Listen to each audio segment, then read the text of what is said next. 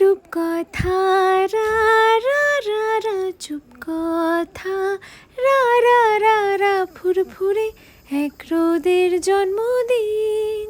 মন পাহাড় রা রা রা রা বন্ধুরা রা রা লা রা আজ খোলা আলটু সেই ক্যান্টিন।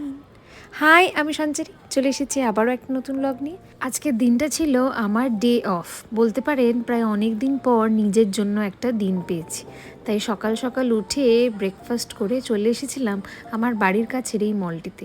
বাড়িতে একা থাকলে নিজের একার জন্য রান্না করতে আর ইচ্ছে করে না, আর কিছু দরকারি জিনিসও কেনাকাটি করার ছিল। আর এখানে গেলে ইউনিক্লোতে ঢোকা আমার জন্য মাস্ট।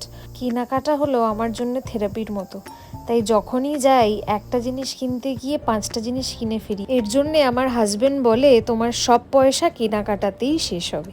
কি করব বলুন, ফিরতি পথে কিছু খাবার দাবার নিয়ে বাড়ির দিকে এবার চলতে হবে। যেহেতু আজ রান্না বান্না নেই, তাই নো টেনশন, আছে জাপানের কনভিনিয়েন্স স্টোর। গিয়েই পছন্দের মতো কিছু খাবার নিলাম। খাবারের থেকে বেশি আমি ডেজার্ট কিনে ফেলেছি। কি আর বলবো, এখানের খাবারের ভ্যারাইটি দেখে আমি নিজেকে সামলাতে পারি না। যাই হোক, আজকের মতো এবার বাড়ি ফেরার পালা। বাড়ি গিয়ে স্নান টান সেরে বসে পড়লাম খেতে। অনেক বেলা হয়ে গেছিল। ছুটির দিন আসাই ভালো। দিনটা কিভাবে কেটে গেল বুঝতেই পারলাম না। আজকের মতো এখানেই, পরের ব্লগে দেখা হচ্ছে, টাটা।